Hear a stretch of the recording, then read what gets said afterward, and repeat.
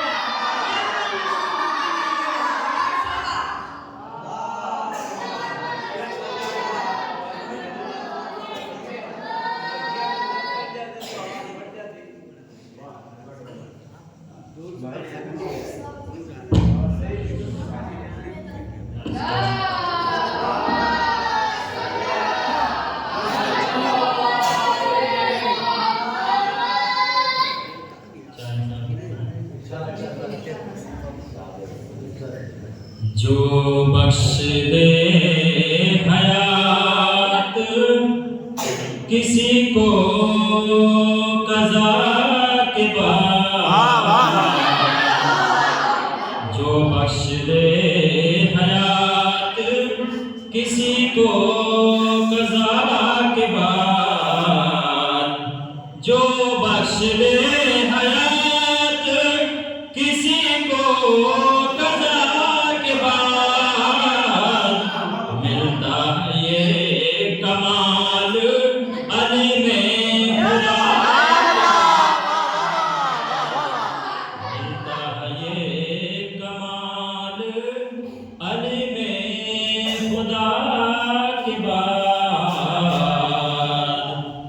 چادر میں سیدہ کے 72 ہی کیوں لگے، چادر میں سیدہ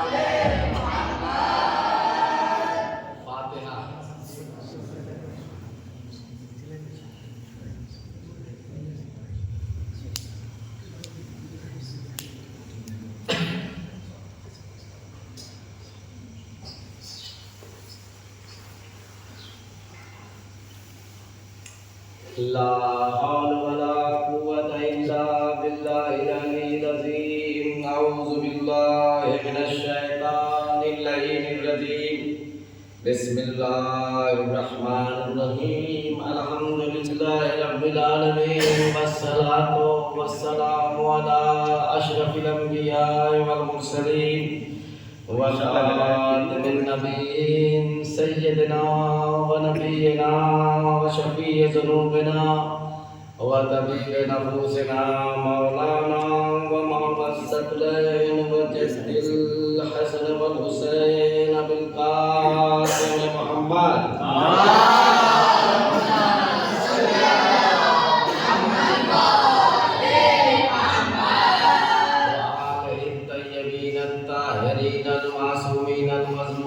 ولعنة الله على آدائهم من يومنا هذا إلى يوم الدين. أما بعد فقد قال الله سبحانه وتعالى في قرآنه الكريم وهو أصدق الصادقين وقوله الحق. بسم الله الرحمن الرحيم. إني جاعل في الأرض خليفة.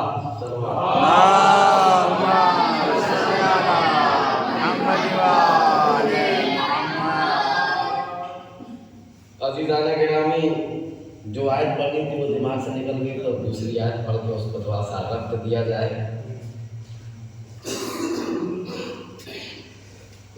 یہ ایام فاطمیہ کے نام سے جگہ جگہ منایا جا رہا ہے، اور چونکہ اب آیت میں دوسری پڑھ دیا ہوں تو اب اس میں سے تھوڑا ربط کے لیے 2-4 منٹ کر کے پھر میں اس کو ربط چونکہ جناب شہزادی سے دینا چاہوں گا کہ خدا نے فرشتوں سے کہا کہ میں زمین پہ خلیفہ بنانے والا ہوں.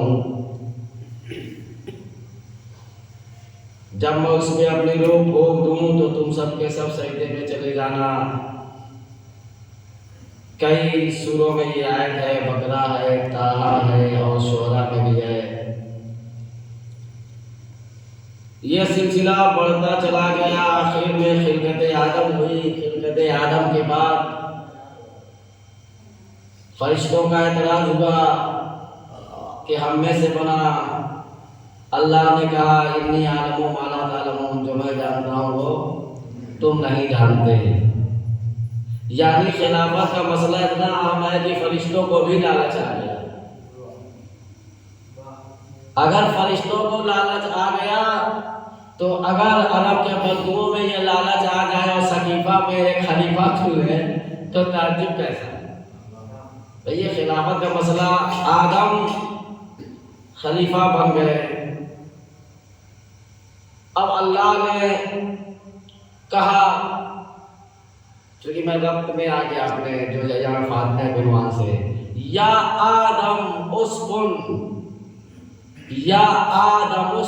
انت وزوجک الجنۃ وکلا منہا رغدا حیث شئتما ولا تقربا هذه الشجرۃ فتکونا من الظالمین. اے آدم تم بھی رہو. طالب علم کا مجمع ہے تو میں اس آیت سے الفاظوں سے تھوڑا بحث کروں گا.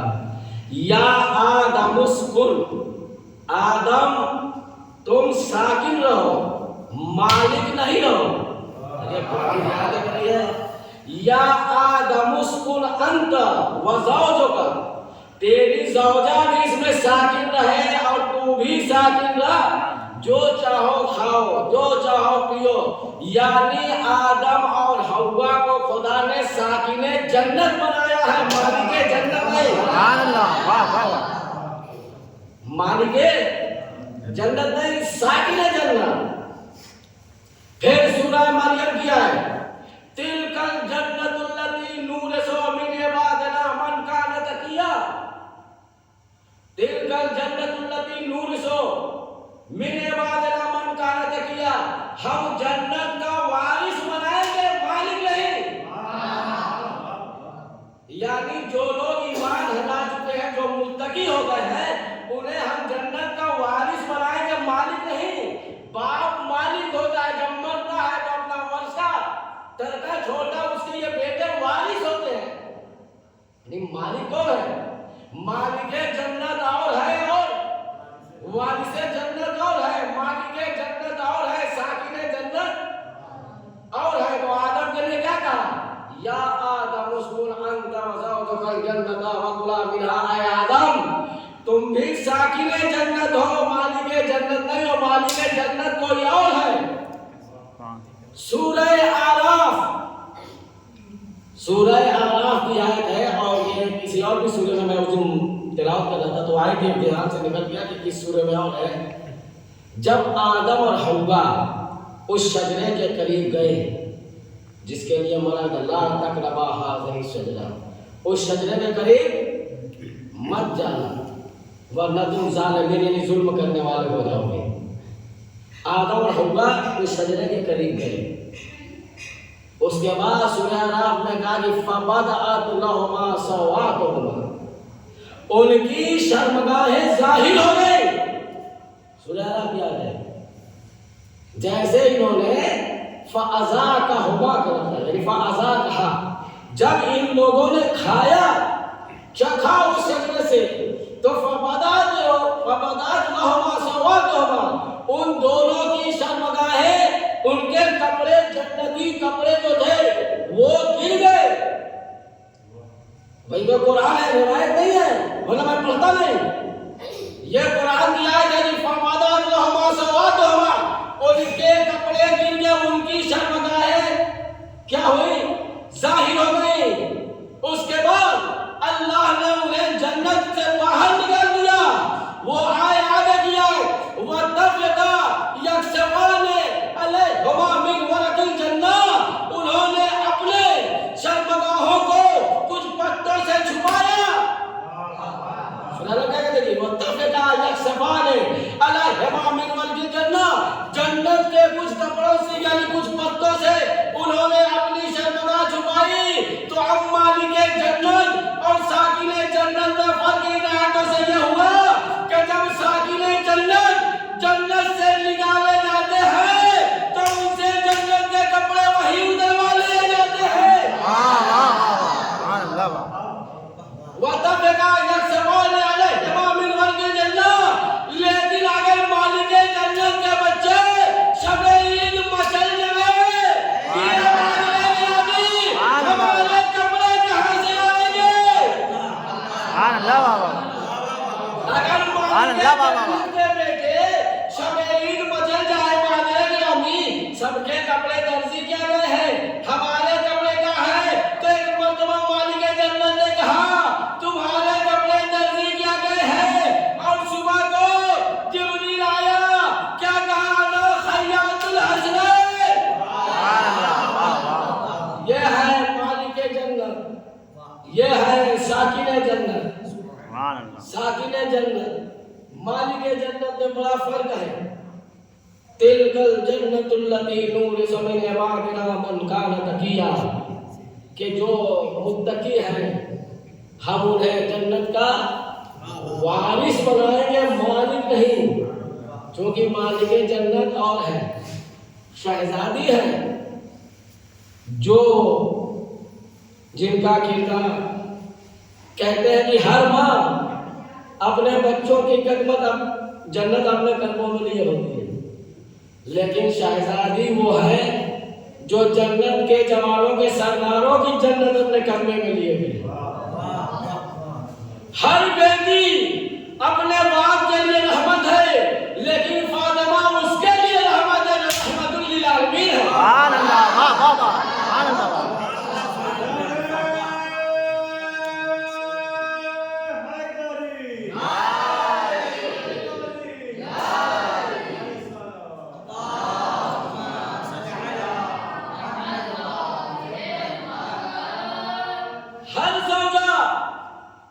جب اپنے شوہر سے شادی کرتی ہے تو اس کا ایمان کامل کرتی ہے، لیکن فاطمہ اس کی زوجہ بنی جو خود کل ایمان ہے۔ اور کہتے ہیں 3 عیب میں نے پڑھا تھا جس کو میں پورا نہیں پڑھا، 3 عیب ہر عورت میں ہوتے ہیں، 3 عیب ہر لڑکی میں ہوتے ہیں۔ پہلا عیب ناقص العقل، 2 مردوں کے ایک مرد کے مقابلے میں 2 عورتوں کی گواہی۔ دوسرا ہے ناقص الوراثت، بیٹے کو گبر بیٹی کو آدھا، حصول الانسیت ہے نا۔ تیسرا ہے پورے مہینے نماز مصلح عبادت کرنے نہیں دیتا، پورے مہینے روزہ نہیں رکھنے دیتا، قرآن تلاوت نہیں کرنے دیتا۔ لیکن چاہے میں نے کہا پوری دنیا کسی کی بیٹی ہو، میری ہو، کسی کی ہو، یہ عیب اس میں ہے، لیکن زہرا کو اللہ نے فاطمہ کو ایسی بدول بنایا، نہ مصلح عبادت سے روکتا ہے، نہ روزہ رکھنے سے روکتا ہے، نہ قرآن تلاوت سے روکتا ہے۔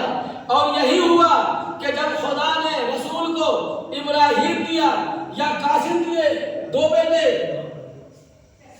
تو اللہ نے رسول کو عظمت رسول میں بیٹے دیے اور فضیلت فاطمہ میں بیٹے لے لیے۔ کہا آئے میرے حبیب، یہ ذاکری کا جملہ ہے، کہا میرے حبیب یا تو بیٹے لے اور فاطمہ میں یہ عیب برداشت کر، میرا سب پر، یا بیٹے واپس کر بطول میں عیب لے۔ چونکہ اب اکیلی بیٹی ہے تو پوری کی مالک کون ہے؟ بیٹی ہے۔ اور ناقص العقل، فاطمہ نے ہر بیٹی میں عیب ہے، چونکہ اس کے لیے بولا مباہلہ کا میدان گواہ ہے، علی جیسا کامل العقل کل ایمان گواہ ایک طرف، رسول جیسا مرد ایک طرف، حسنین ایک طرف اور شہزادی کی گواہی ایک طرف۔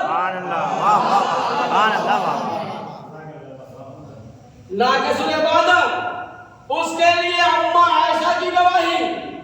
کسی نے سوال کیا اے عائشہ فاطمہ کے بارے میں کچھ بیان کرو، کہا کہ میں کیا کروں، ما اقول فی حقها ولدت حسنا بعد صلاۃ الظہر وصلت العصر، میں اس شہزادی کے بارے میں کیا کہوں کہ بیٹے کی ولادت مصلے میں ہوتی نہیں، یعنی ظہر کے بعد حسن کی ولادت ہوئی اور میں نے دیکھا کہ فاطمہ عصر کی نماز مصلے پہ پڑھ رہی ہے۔ شہزادی ہے، ایسی شہزادی، آخری فکرہ، بڑے سارے لقب ہیں، راضیہ، مرضیہ، چونکہ اب بچوں والی چیز جو عوام میں پڑھی جاتی وہ نہیں پڑھی جاتی ہم لوگوں سے، اور پھر جو یہاں میں طالب علم ہے جو کہتے ہیں کہ فاطمہ کے بہت سارے القاب ہیں جس کو میں ابھی بیان بہت لمبا ہو جائے گا، ایک صرف زہرا جو پر زہرا کے معنی کیا ہے اور زہرا کے معنی میں رسول نے کیا فرمایا۔ رسول کی حدیث ہے، زہر حدیث سے نکل گئی، ترجمہ یاد ہے کہ جب اللہ نے فاطمہ کو پیدا کرنا چاہا تو ایک نور پیدا کیا، ایک مشال میں نور پیدا کیا، پھر اس مشال میں رکھا، اس کے بعد اس کو عرش کے کنگورے میں لٹکا دیا، پھر اس نور سے زمین کے 7 طبقوں کو، آسمان کے 7 طبقوں کو روشن کیا، یعنی نور زہرا سے سارا جہان روشن ہو گیا۔ اور یہ روایت ہے کہ جب شہزادی مصلی عبادت پہ جاتی تھی تو ان کے گھر سے محراب سے ایک ایسا نور ساطع ہوتا تھا جو پورے مدینے کو روشن کر دیتا تھا اور وہ آسمان کی طرف جاتا تھا۔ لوگ پوچھتے تھے یہ کیا ہے، جو لوگ نہیں جانتے تو لوگ کہتے تھے کہ زہرا مصلی عبادت پہ ہے، یعنی زہرا کے سے نور انشاءاللہ سورہ دہر کی آیت ہے، جب آپ لوگ اس دنیا سے چلے جائیں گے اور کس کو جنت ملے گی نہیں ملے گی، کون کتنا جھیل کے جائے گا، یہ تو مرنے کے بعد سمجھ میں آئے گا کہ جب جنت میں مومنین چلے جائیں گے اس کے بعد سب جنت میں رہیں گے تو ایک بار ایک نور چمکے گا جنت میں، ایک نور چمکے گا، پورے اہل بہشت کی آنکھ کھلا ہو جائے گی، چکا چوندھ ہو جائے گی، سب پریشان، یعنی اس کی چمک کی تار انسان لا نہ سکے گا، تکلیف ہو جائے گی آنکھوں میں۔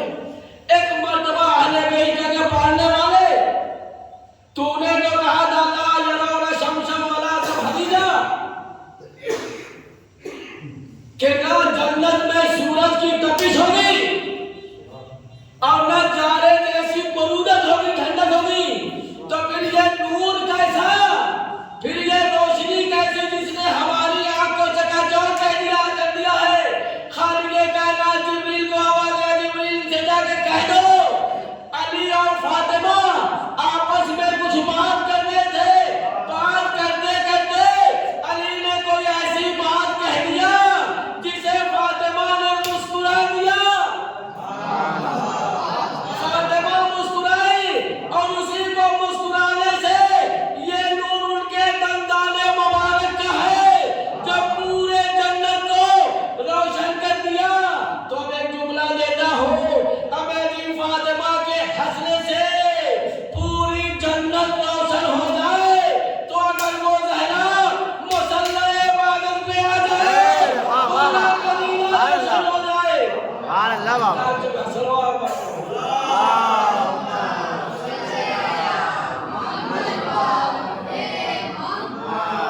لا یرون شمسا فیہا ولا زمہریرا، کہ نہ اس میں جنت میں یہ فاطمہ کے فضائل، جیسے فاطمہ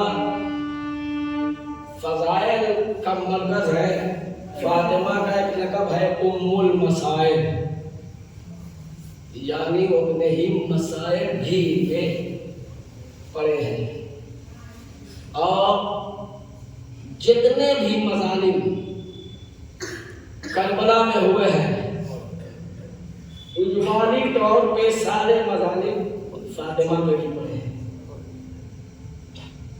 کیا تھا ایک 18 سال کی لڑکی، کیا عمر ہوتی ہے 18 سال کی، کہ لوحہ پاتی ہے صبت علیہ مصائب لو انہا صبت علیہ میں سرنا دیا دیا، کہ اگر میرے اوپر جو مصائب پڑے ہیں اگر دن پہ پڑھتے تو رات کی تاریکی میں بدل جاتے ہیں۔ عزیزوں کیا وجہ تھی کہ 18 سال کی ایک عورت جو یہ مصائب پڑھ رہی ہے؟